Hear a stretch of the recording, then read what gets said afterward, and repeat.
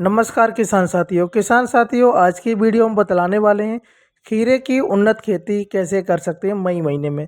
क्योंकि किसान भाइयों मई महीने में काफ़ी टेम्परेचर ज़्यादा हो जाता है, भीषण गर्मी पड़ती है।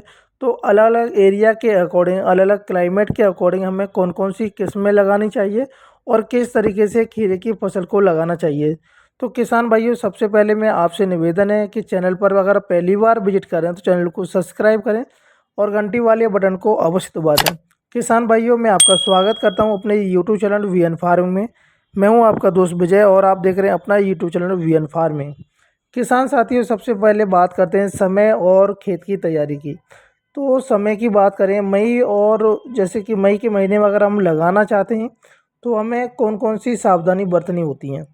साथ ही में किसान भाइयों खेत की तैयारी करते समय हमें विशेष ध्यान रखना होता है कि हम कौन कौन सी मिट्टी में गर्मी के मौसम में खीरे की फसल लगा रहे हैं। अगर हमारी फसल जैसे कि जल्दी से ग्रोथ करे तो हमें दोमट मिट्टी, जो भारी दोमट मिट्टी होती है उसमें आप लगा सकते हैं, और रेतीली मिट्टी में। क्योंकि किसान भाइयों मई महीने में टेम्परेचर ज़्यादा होने के कारण हमारी जो फसल है जल्दी से ग्रोथ नहीं करती है, क्योंकि सॉइल में एल्कलाइन की मात्रा ज़्यादा हो जाती है। तो पीएच जो मान होता है किसान भाइयों एल्कलाइन, उसको आप कंट्रोल कर सकते हैं। जब वो खेत की बिजाई, अगर इस सीड की जब बिजाई करेंगे खेत में तो आप उस समय कुछ फर्टिलाइज़र प्रयोग कर सकते हैं। तो पीएच मान की बात करें किसान भाइयों 6 से लेकर के 7 के बीच में खीरे की फसल के लिए काफ़ी अनुकूल माना जाता है। और किसान भाइयों सबसे पहले खेत की तैयारी करेंगे तो खेत की तैयारी में हमें सबसे पहले पलिवा कर लेना, यानी कि सिंचाई कर लेना। उसके बाद में किसान भाइयों गहरी जुताई करानी है। उसके बाद में पाटा लगा के छोड़ देना है। और बात आती है कि किसान भाइयों हमें किस तरीके से लगाना चाहिए। आप दो तरीके से लगा सकते हैं। एक तो आप वीडियो के माध्यम से देख पा रहे हैं बेड विधि के द्वारा, दूसरा विधि होता है क्यारी विधि के द्वारा। किसान साथियों क्यारी विधि के द्वारा अगर आप लगाना चाहते हैं तो उसमें आपको थोड़ी मेहनत ज़्यादा करनी पड़ती है।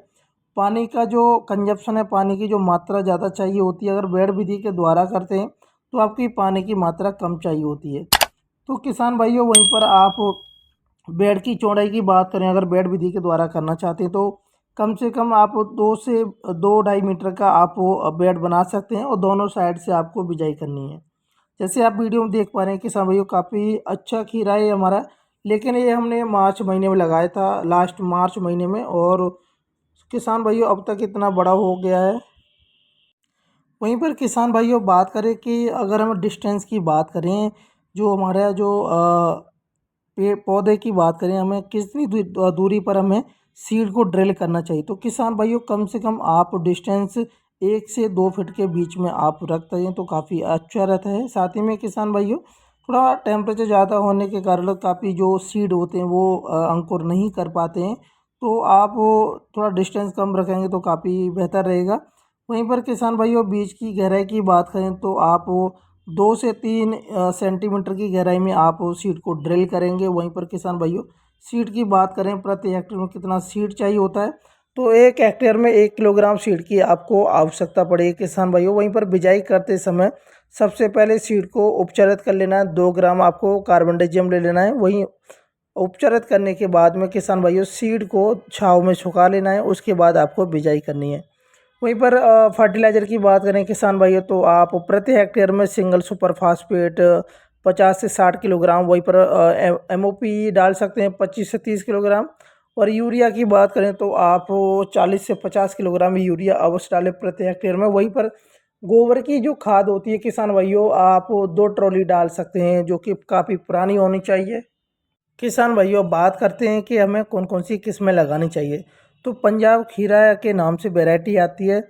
50 से 60 दिनों के बीच में आप हार्वेस्टिंग करना शुरू कर देंगे। वहीं पर किसान भाइयों उत्पादन की बात करें तो आप 70 से 75 कुंटल आप प्रति हेक्टेयर की दर से आप उत्पादन ले सकते हैं। वहीं पर पंजाब नवीन के नाम से आती है 2008। तो किसान भाइयों आप इसको 60 से 70 दिनों में आप हार्वेस्टिंग कर सकते हैं। वहीं पर उत्पादन की करें तो बात तो 90 से 95 कुंटल प्रति हेक्टेयर में निकल आता है।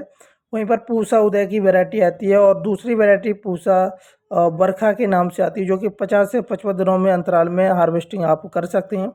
वहीं पर किसान भाइयों बात करते हैं कि खीरे की फसल में हमें कौन कौन से फर्टिलाइज़र यूज करने चाहिए।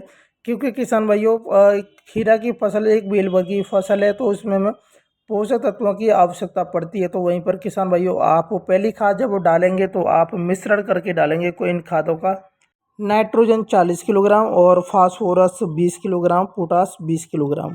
आप तीनों का मिश्रण करेंगे और अपने खेत में बिखेर देना है। उसके बाद में आप सिंचाई कर देनी है। सिंचाई की बात करें तो किसान भाइयों आप टेम्परेचर के अकॉर्डिंग आप सिंचाई कर सकते हैं। वहीं पर पहली सिंचाई करेंगे तो आप 15 दिनों के अंतराल में आप सिंचाई कर देना चाहिए, क्योंकि उस समय हमारा जो सीड है अंकुरों के बाहर निकल आता है और टेम्परेचर भी कुछ ज़्यादा हो जाता है, तो हमें नमी की आवश्यकता पड़ती है। वहीं पर किसान भाइयों खरपतवार की बात करें तो आप निराई गुड़ाई के द्वारा खरपतवार निकाल सकते हैं, या फिर रासायनिक दवाइयों का स्प्रे करके भी आप निकाल सकते हैं। ग्लाइफोसॉट आती है 1.6 लीटर को आप 150 लीटर यानी कि 150 लीटर पानी में घोल मिला करके आपको स्प्रे कर देना है अच्छे से। साथ ही में किसान भाइयों मैं आशा करता हूँ आपको वीडियो अच्छी लगी तो वीडियो को लाइक करें और शेयर कर दें। वहीं पर किसान भाइयों अगर हम बात करें कि लागत कितनी आ जाती है, तो लागत की बात करें किसान भाइयों तो 1 हेक्टेयर में कम से कम 35 से 40 हज़ार रुपये का आपका खर्चा आ जाएगा, बिजाई करने से लेकर के हार्वेस्टिंग तो मंडी तक ले जाने में किसान भाइयों। और उत्पादन की बात करें तो अगर आपकी फसल में अच्छा उत्पादन निकलता है और आपका सही समय पर खीरा निकल आता है, तो आपको मंडी में अच्छे रेट भी मिल जाते हैं किसान भाइयों। तो आपको कम से कम प्रत्येक हेक्टेयर से 2 लाख रुपए की आपको मोटा मोटा मुनाफा हो सकता है किसान भाइयों। जय हिंद, जय भारत, जय किसान।